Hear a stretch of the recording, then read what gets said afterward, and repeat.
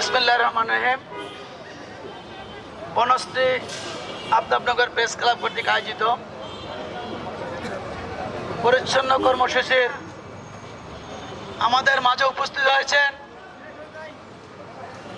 ঢাকা ৯ আসনের জাতীয়তাবাদী দল বিএনপি কর্তৃক মনোনীত সংসদ সদস্য প্রার্থী, অত্র এলাকার কৃতি সন্তান, ৯ আসন এই প্রথম স্থানীয় নেতৃত্ব পেতে যাচ্ছেন।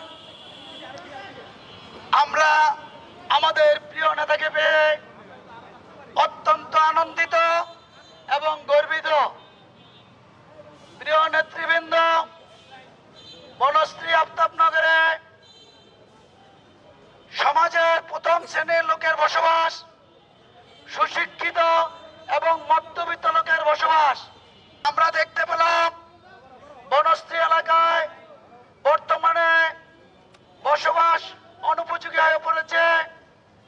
তাই আমরা বনশ্রী আফতাবনগর প্রেস ক্লাবের পক্ষ থেকে বনশ্রীকে পরিচ্ছন্ন এবং বসবাস করার যোগ্য করার লক্ষ্যে আজকের এই কর্মসূচি হাতে নিয়েছি।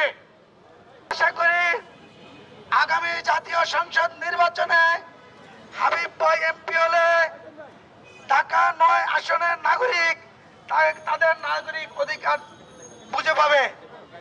এই আশাবাদ ব্যক্ত করে আমি আমার সংক্ষিপ্ত বক্তব্য এখানে শেষ করছি। খুদা হাফেজ। বাংলাদেশ জিন্দাবাদ। বনশ্রী আফতাবনগর প্রেস ক্লাব জিন্দাবাদ।